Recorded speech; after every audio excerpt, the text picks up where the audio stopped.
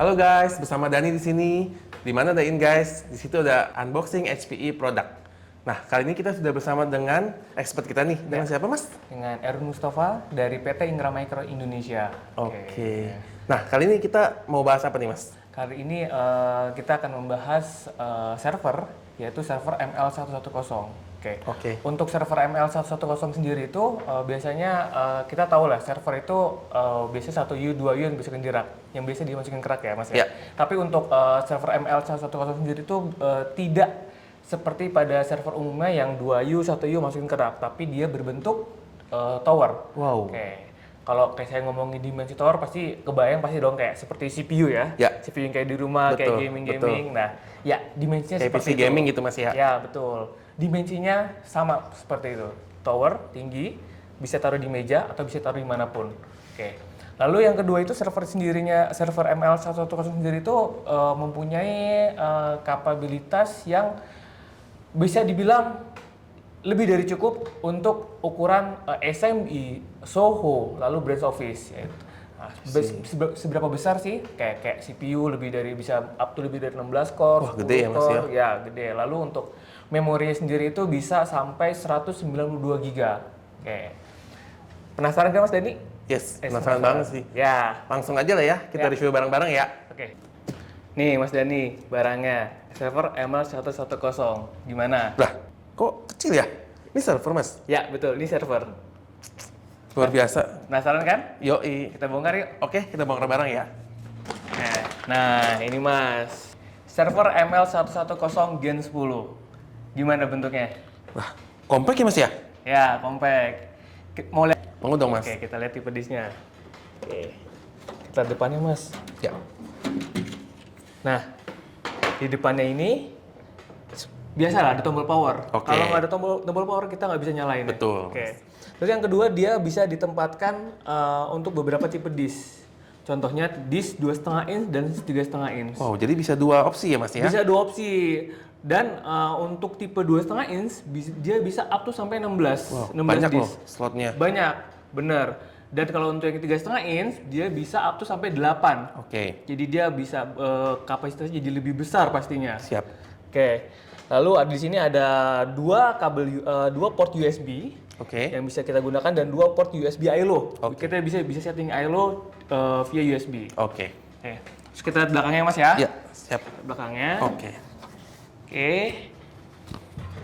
Nah, di sini seperti biasa ada port VGA ya. Oke. Bisa colok ke monitor supaya Siap. kita tahu nih ada layar Ya. layar. Basic. Lalu ada 4 port USB. Oke. Jadi total sama depan ada 6. 6. Oke, lalu di sini ada 2 port kabel UTP RJ45 dengan kecepatan 1 GB. Siap. Oke, jadi untuk fungsinya ya untuk network ya. Ya. Jadi networknya nggak cuma satu tapi dia bisa 2. Redundant ya Mas ya? Bisa redundant Oke. juga. Lalu yang identik dengan HP adalah dia ada port untuk I/O. Oke. Ingat I/O pasti ingat HPE. Oke. Karena yang punya HPE aja. Siap. Nah, lalu yang unik nih, power supply. Power supply dia mempunyai bisa untuk dua tipe power supply. Pertama ATX. ATX itu apa? ATX ya seperti power supply kayak PC. Ya. Jadi kalau lihat dimensinya itu besar, Ya. sama. Lalu yang kedua, dia bisa RPS power supply atau redundant power supply. Oke, fungsinya apa? Fungsinya otomatis redundant. Jadi kalau ada user yang mempunyai redundant dari sisi powernya, ML110 bisa dijadikan solusi. Oke. Nah, jadi kan terkadang ada beberapa user yang, oh Mas, kita menginginkan server ini bisa RPS atau redundant power supply. Nah, ML110 itu bisa Berarti ini bisa jadi solusinya Mas ya? Ya, bisa jadi solusinya. Oke, nextnya Mas, di sini ada 6 port PCIe. Oke. Yang mana bisa ditambahkan untuk menambahkan kecepatan dari sisi networknya. Jadi kita pakai yang 10 GB karena yang bawahnya 1 GB. Ya. Kita tambahkan 10 GB itu bisa.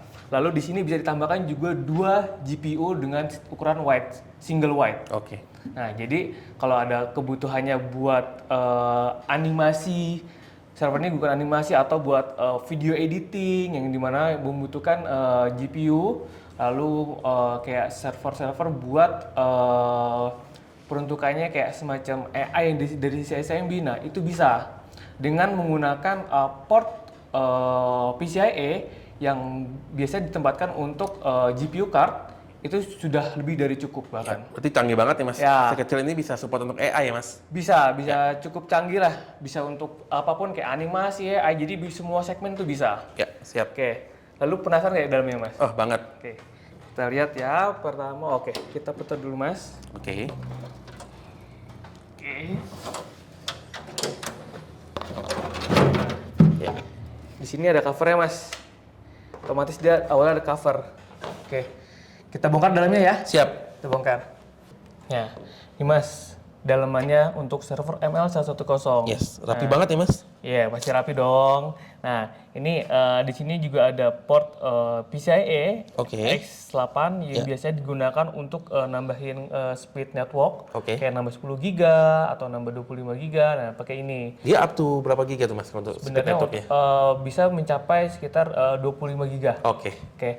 Lalu yang kedua itu adalah dia mempunyai slot PCIe X16 dan Oke. ini biasa digunakan untuk GPU. Ya. Tadi saya gunakan dua karena di sini bisa mempunyai dua port X16. Oke. Oke. Lalu di sini ada 6 slot memori. Oke. Yang mana tadi saya sempat mention dia up to mencapai 192 GB. Ya, besar banget ya Mas. Ya, cukup besar dengan kapasitas 32 GB dikali 6 keping. Ya. 6 slot masukin ke sini semua. Ya, oke. Oke. Lalu ada fan, pasti ada heatsinknya. Ya. Ini udah sepasang nih. Ya. Lalu untuk prosesor sendiri yang digunakan adalah Intel Xeon generasi kedua. Oke. Oke. Lalu yang terakhir adalah untuk power supply. Power supply sendiri yang sekarang kita gunakan menggunakan ATX. Oke. Ada tipe 2, RPS, dan ATX. Dan yang saat ini kita gunakan adalah tipe ATX. Nah, gitu Mas. Dan untuk dalamannya, gimana? Mau tahu lebih lanjut? Mau dong Mas. Yuk kita ngobrol bareng ya. Siap. Oke. Oke Mas. Ngomongin soal server ini Mas. Ya. Saya pengen tahu sih soal spesifikasinya Mas.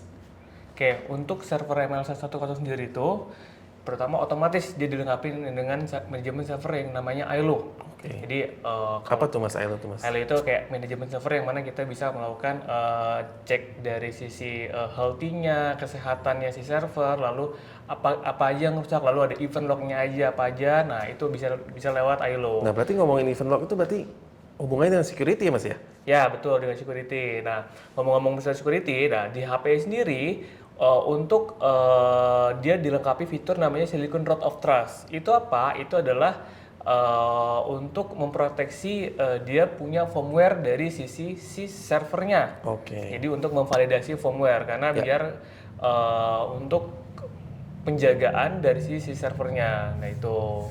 Lalu yang kedua itu adalah dari sisi spesifikasi lanjutan dia mempunyai memori up to sampai 192. Jadi dengan ukuran 192 itu cukup, bahkan lebih dari cukup untuk ukuran SMB, Soho, Branch Office. Nah, jadi bisa digunakan kayak aplikasi untuk menunjang user-user atau customer-customer dari sisi penggunaan daily operation-nya, gitu.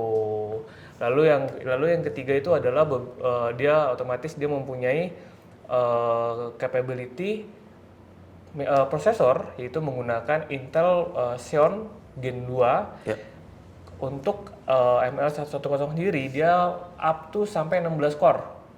Besar dong. Besar banget sih Mas. Besar, itu cukup besar. Aplikasi apa yang bisa digunakan kayak aplikasi kayak buat print server atau misalnya file server atau misalnya CRM atau untuk pos, nah itu bisa. Karena kan tadi juga sudah ditunjang dengan slot harddisk yang cukup mumpuni ya Mas ya? Ya betul, dari sisi harddisk sendiri pun kayak standar fitur yaitu bisa untuk namanya RAID dari sisi harddisknya ya. Jadi seolah-olah di situ bisa banyak, tapi secara operating system dia cuma kebaca satu virtual drive. Seolah-olah cuma satu disk, padahal di belakangnya dia bisa lebih dari beberapa satu physical drive ya Mas ya? Ya betul. Lalu dari sisi workload-nya Mas, kita kalau ngomongin workload nih, Ya. karena memang itu yang jadi kayak semacam parameter dasar yang digunakan user atau customer untuk mencari ML110. Oke. Apa aja sih yang bisa digunakan? Contoh misalnya kita bisa buat kayak file server, Oke. lalu print server, lalu misalnya kayak sharing folder atau misalnya kayak Active Directory, DNS itu bisa. Semua itu Oke. bisa disikat habis. Tapi yang lebih expert lagi, dia bisa kayak semacam untuk animasi. Oh, oke. Kenapa animasi? Karena untuk penunjangannya dia sudah mempunyai GPU 2 slot PCIe Oke. X16.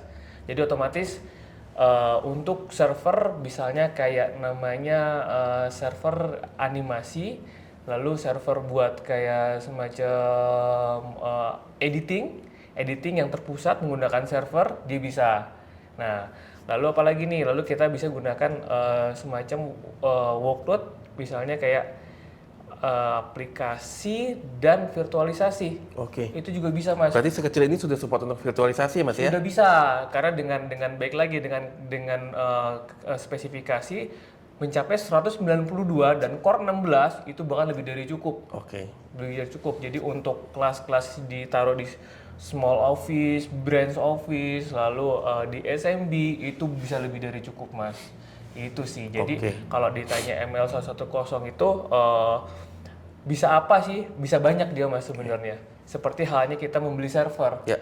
Jadi don't worry kalau misalnya ini kok tower tapi kok kelihatannya nggak bisa apa-apa. Itu salah besar. Siap. Dengan ML110 semua bisa disikat habis dari sisi workload-nya. Itu Mas Dani. Oke.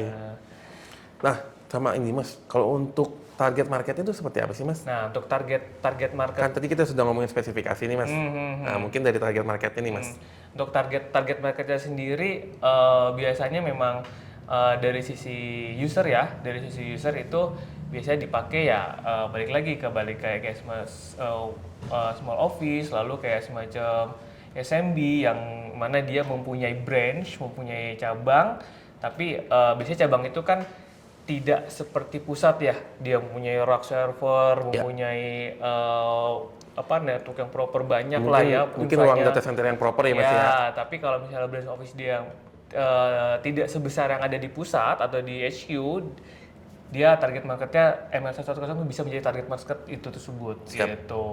Jadi bisa dibilang dari semua lini untuk target market itu bisa. Contoh misalnya kayak company besar yang punya untuk branch office bisa, lalu kayak untuk semacam sekolahan education untuk animasi dia bisa, lalu untuk misalnya untuk dari sisi video editing dan graphic dia juga bisa karena dia mempunyai misalnya kita menggunakan server untuk editing terpusat, itu juga bisa dia Mas. Oh, untuk centralized ya Mas ya berarti? Centralized ya bisa gitu. Lalu untuk misalnya ya baik lagi untuk penunjangan misalnya target marketnya Mas saya branch office Soho SMB tapi saya mau pakai aplikasi besar atau misalnya mau virtualisasi itu juga bisa Mas. Siap. Itu sih. Berarti ini juga sudah support untuk virtual desktop infrastruktur ya Mas ya? Itu juga sudah support Mas Oke, pastinya. siap. Oke. Berarti kecil-kecil bandel nih Mas. Ya bener bandel banget tuh sih. Nah mungkin yang terakhir nih Mas, untuk ngomongin warantinya nih Mas. Karena kan namanya barang dipakai terus-menerus 24 jam. Ya. Nah itu sangat penting nih, untuk waranti itu seperti apa nih Mas? Untuk waranti biasanya kita nyebutnya after sales atau support ya. Untuk waranti sendiri tuh minimal tuh 3 tahun. Jadi ada pilihannya 3, 4, 5. Jadi dengan waranti itu apa yang didapat? Yang dapat adalah support dari HP-nya sendiri. Dari SPI-nya sendiri dia bisa misalnya contoh ada kerusakannya disk. Nanti SPI datang untuk menggantikan disk tersebut. Jadi don't worry kalau ketika ada kerusakan selama waranti dia akan diganti. Itu sih Mas. Jadi harusnya aman sih. Jadi nggak usah ngomong nanti kalau rusak saya harus beli baru lagi atau nggak perlu. Selama dia masih melalui masa waranti, SPI akan mencoba melakukan penggantian spare part yang mengalami kerusakan. Itu sih Mas. Oke Mas. Nah Mas, Kira-kira begitu Mas penjelasan dari saya perihal server ML110 Gen 10 gitu. Oke Mas, thank you Mas atas penjelasannya, sangat detail Mas, dan thank you juga untuk kehadirannya Mas ya. Sama-sama Mas Dani. Oke. Nah, untuk teman-teman yang pengen tahu lebih lanjut soal server ML110 ini, silakan hubungi kontak di bawah ini. Jangan lupa like, subscribe, dan komen ya. Terima kasih sudah menonton.